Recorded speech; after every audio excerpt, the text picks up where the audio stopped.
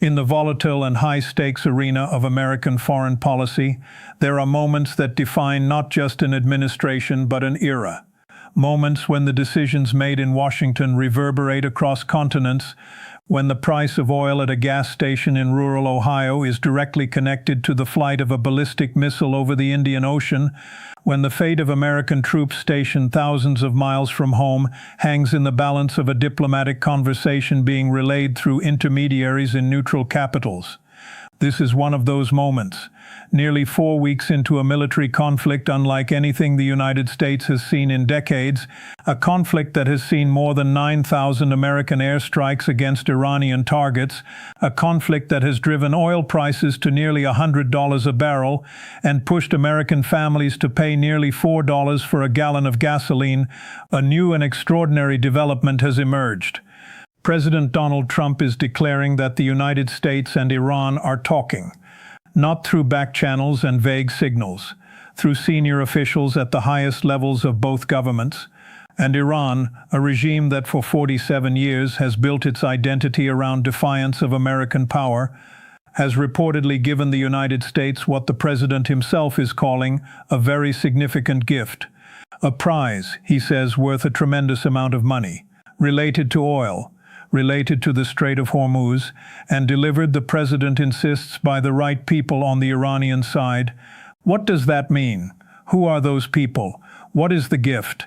And what does it tell us about where this conflict is headed?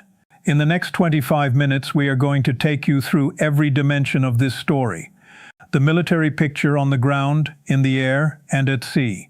The diplomatic maneuvering happening across multiple capitals simultaneously. The economic stakes that are rattling markets from New York to Tokyo, the strategic calculations of America's Gulf Arab partners, and the fundamental question that retired generals, former ambassadors, and senior analysts are all wrestling with tonight. Can Iran actually be trusted to make and keep a deal? This is Special Report. Here is what we know tonight. President Trump, speaking Monday afternoon in Memphis, Tennessee, announced that he is extending his deadline for Iran to reopen the Strait of Hormuz and simultaneously pausing threatened American strikes against Iranian energy infrastructure. The president confirmed that Vice President J.D. Vance, Secretary of State Marco Rubio, and envoys Steve Witkoff and Jared Kushner are actively engaged in negotiations with Iranian leaders. He said, and this is a direct quotation, that Iran is talking to the United States, and in his words, talking sense. He further confirmed that the central non-negotiable American demand remains unchanged. Iran cannot have a nuclear weapon. At the same time, in a development that adds layers of complexity to the diplomatic picture, Iran's parliament speaker publicly denied that any talks with the United States are taking place at all, calling reports of negotiations fake news and vowing what he described as complete victory in the conflict. Meanwhile, at the Pentagon, the posture remains unambiguous. Defense officials confirmed they are continuing to strike Iranian military targets and intend to maintain that pressure until, in their words, this fight is finished. The gap between those two pictures, a president announcing talks and a gift, and a Pentagon maintaining its combat tempo, is not a contradiction. It is leverage, and understanding that dynamic is essential to understanding everything else happening right now. To fully grasp the significance of where we stand today, it is necessary to walk through what has unfolded over the past 4 weeks with precision and context. Operation Epic Fury, as the American military campaign against Iran has been officially designated, has now produced more than 9,000 confirmed strikes against Iranian targets. Those targets have included missile production complexes, command and control infrastructure, underground bunkers, radar installations, leadership compounds, and maritime assets. The campaign has been executed by an extraordinary array of American air power. F-18 Super Hornets and F-35 stealth fighters launching day and night from the flight deck of the USS Abraham Lincoln. EA-18 Growler electronic warfare aircraft equipped with jamming pods designed to blind Iranian air defenses. B-52 strategic bombers operating from RAF Fairford in Britain, each carrying a full complement of 24 2,000-pound satellite-guided penetrator bombs capable of reaching hardened underground targets. British forces have been actively engaged alongside their American allies, shooting down 14 drones over Iraq in a single recent engagement. And in the skies over the broader region, A-10 Warthog ground attack aircraft have been targeting Iranian-backed proxy forces in Mosul, Iraq. The operational tempo has been sustained and relentless. The stated objectives from the outset have included destroying Iran's ballistic missile arsenal and production capability, eliminating the threat Iran poses to regional shipping and the global energy supply, and forcing a resolution of the nuclear question that has haunted American foreign policy for nearly 5 decades. Iran has not been passive in the face of this campaign. Iranian forces, specifically the Islamic Revolutionary Guard Corps, have launched sustained retaliatory strikes across the broader region. Those strikes have targeted Gulf Arab nations including Oman, the United Arab Emirates, Qatar, Bahrain, Saudi Arabia, and Kuwait. Energy infrastructure has been a specific focus of Iranian targeting, including a confirmed attack on an oil refinery in Kuwait within the past week. And in a development that has genuinely alarmed defense analysts and reshaped the strategic conversation, Iran fired 2 ballistic missiles at Diego Garcia, the joint American and British military installation in the Indian Ocean, located approximately 2,500 miles from Iranian territory. Neither missile struck the installation, but the significance of the attempt goes far beyond the immediate result. It was Iran's first operational use of intermediate-range ballistic missiles in a live combat scenario. Defense analysts note with particular concern that the demonstrated range of those missiles means European capitals, including Paris and London, now sit within potential striking distance of Iranian ballistic capability. Just over 2 weeks before the Diego Garcia strike, Iran's foreign minister had publicly claimed that his country had intentionally limited its missiles to a range below 2,000 kilometers, precisely to avoid being perceived as a threat to Europe. That claim has now been operationally contradicted by Iran's own military actions. Iran has also closed the Strait of Hormuz, the narrow waterway through which approximately 20% of the world's oil supply passes. Dozens of tankers are backed up, unable to transit. The strait closure is the single most consequential economic weapon Iran has deployed in this conflict. And it is the direct cause of the energy market volatility that is being felt by American consumers at gas stations across the country. The Strait of Hormuz sits at the heart of this entire conflict in multiple dimensions simultaneously. Geographically, it is a narrow passage between the Iranian coast and the Arabian Peninsula, at its narrowest point approximately 21 miles wide. Through that narrow corridor passes the oil and liquefied natural gas that powers the economies of Japan, South Korea, China, India, and much of Europe. Japan sources approximately 73% of its energy needs through the strait. The economic interdependence that flows through that 21-mile passage is not merely significant. It is foundational to the functioning of the global economy. Iran's ability to threaten and effectively close the strait has given Tehran a form of economic leverage over not just the United States and its regional allies, but over every major industrial economy on Earth. Russia and China, despite their geopolitical alignment with Iran in various contexts, are not immune to the consequences of a prolonged strait closure. Every nation with significant energy needs has a stake in the strait reopening. Several specific geographic features of the strait region have taken on outsized significance in the current conflict and are central to the military and diplomatic maneuvering now underway. Harg Island is a 5-mile strip of land in the Persian Gulf that holds Iran's single most important oil export facility, a terminal that handles approximately 90% of the country's crude oil exports. Control of Harg Island is effectively control of Iran's economic lifeline. The Trump administration has been actively considering an operation to seize the island, and military planners are reported to be weighing the risks and logistics of such a mission. those risks are substantial. Any naval force moving to seize Karg Island would be required to transit the Strait of Hormuz and travel well up into the Persian Gulf, operating throughout that journey within range of Iranian missiles and drones. The decision about whether to undertake that operation remains one of the most consequential choices before American military commanders. Additionally, 3 islands at the mouth of the Strait of Hormuz, Abu Musa and the Greater and Lesser Tumb, are controlled by Iran but claimed by the United Arab Emirates.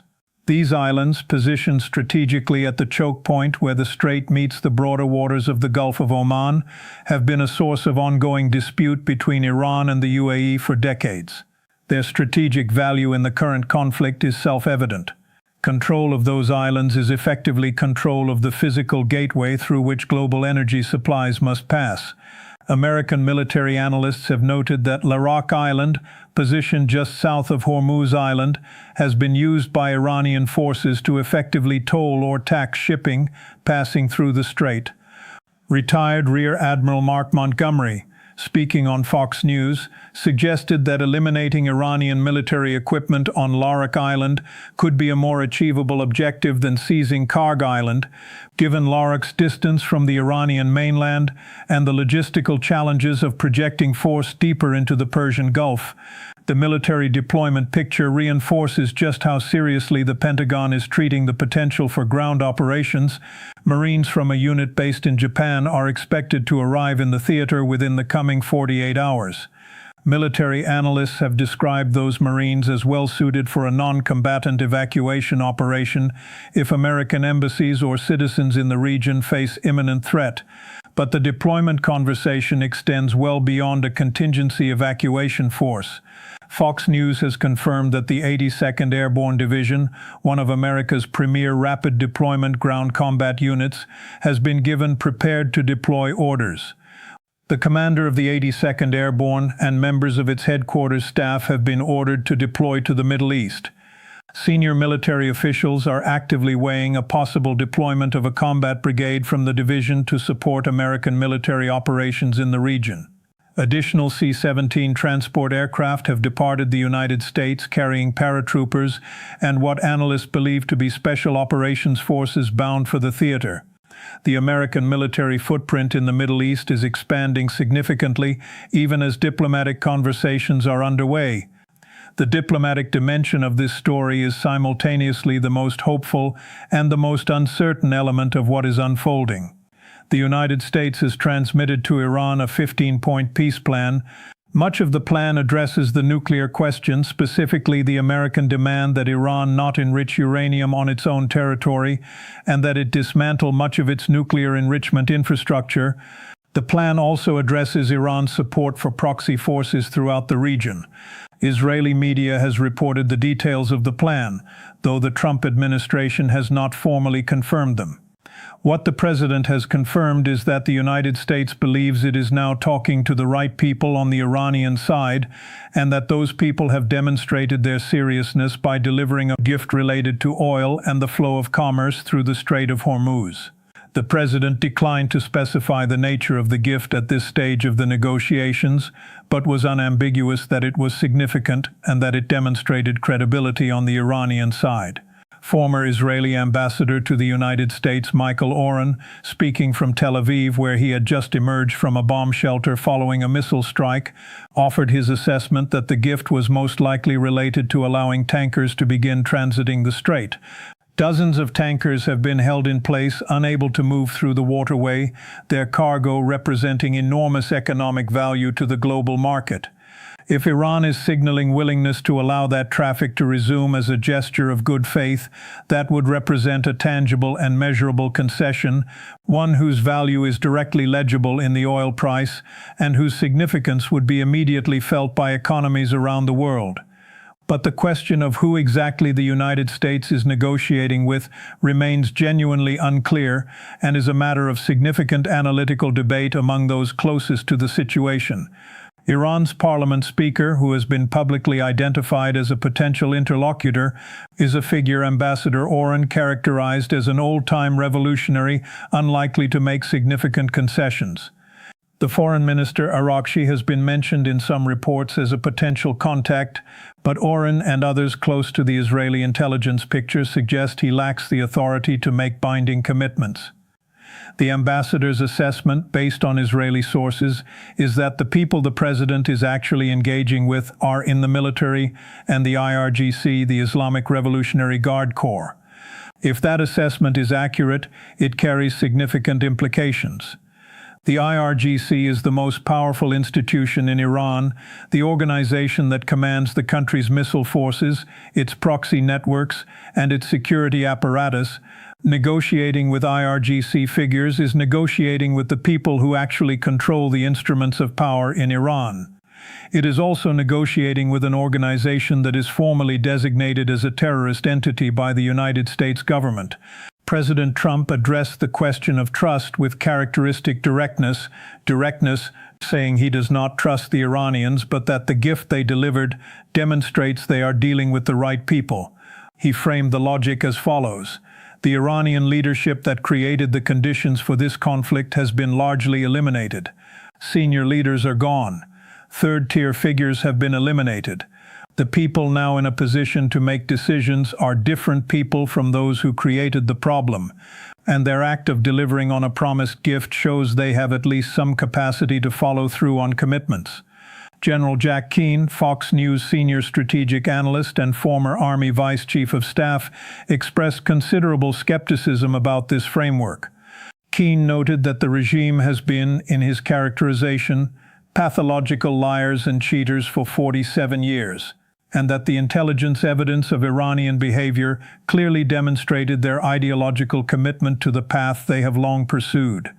He acknowledged that if there truly is a genuine change of heart on the Iranian side and a real willingness to surrender everything of strategic value, it would be a monumental concession, but expressed significant doubt that the current situation represents that kind of fundamental transformation.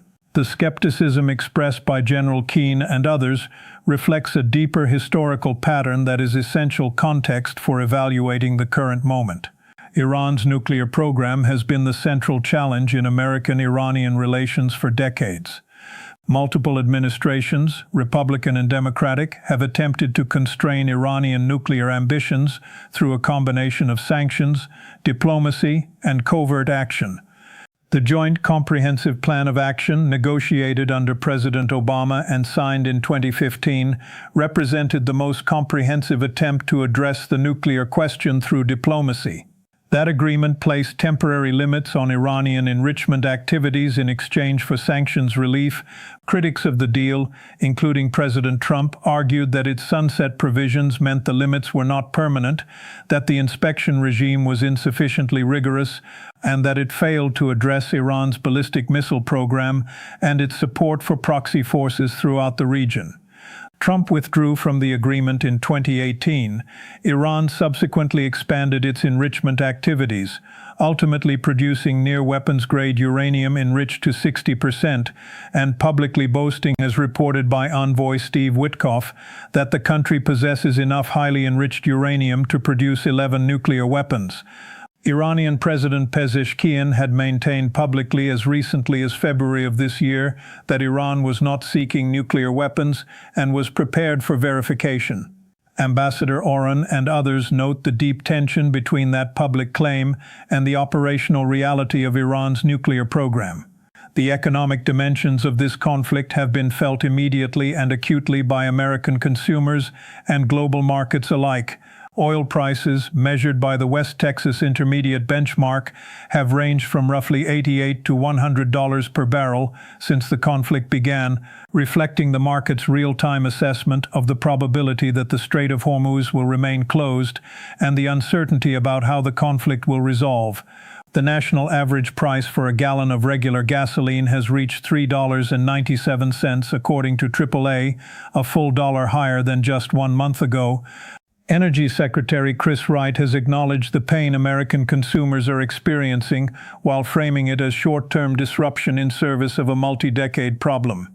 He and President Trump have both suggested that once the conflict resolves, energy prices will fall substantially, potentially below pre-conflict levels. Whether that prediction proves accurate depends entirely on the nature of the resolution achieved. Market analysts and institutional investors are watching the situation with an unusual combination of anxiety and cautious optimism. Kevin O'Leary, venture founder and Fox Business contributor, offered a perspective that captured the sentiment among some sophisticated market observers. The instability is real and painful, but the potential upside of a durable resolution that reintegrates the Gulf region into the global economic system is historically significant. O'Leary noted that the United Arab Emirates alone ranks third in the world in artificial intelligence development, behind only the United States and China, and that the regional economies affected by this conflict have enormous growth potential if a stable security environment can be established. He argued that what sophisticated money is evaluating is not just the current oil price, but the possibility of a new regional order in which capital can flow freely and the Gulf economies can pursue their development ambitions without the shadow of Iranian threat hanging over every calculation. Oil market expert Jackie DeAngelis reinforced the technical picture, noting that the drop from $99 per barrel to $88 per barrel on Sunday night alone reflects just how much speculative premium is built into the current price and how quickly that premium could deflate if credible signals of straight reopening emerge. The Wall Street Journal has reported that American allies in the Gulf are moving closer to potentially joining the conflict directly against Iran. Saudi Arabia and the United Arab Emirates, which have both been absorbing Iranian drone and missile strikes for weeks, are reportedly recalculating their posture.